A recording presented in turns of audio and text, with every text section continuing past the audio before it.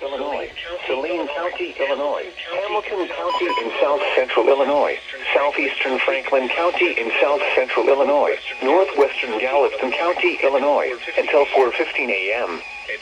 At 3:25 a.m., severe thunderstorms were located along a line extending from near West Frankfort to near Carrier Mills to 6 miles northeast of Dixon Springs, moving northeast at 60 miles per hour.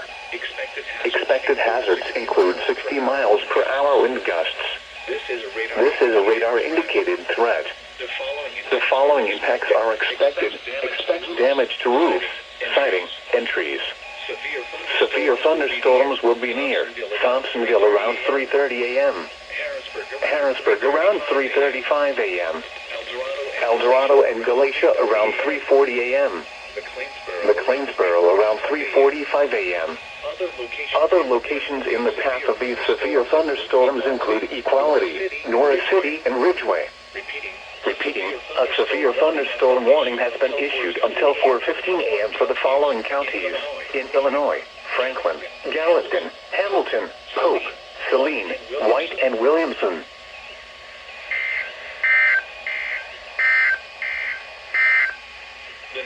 The National Weather Service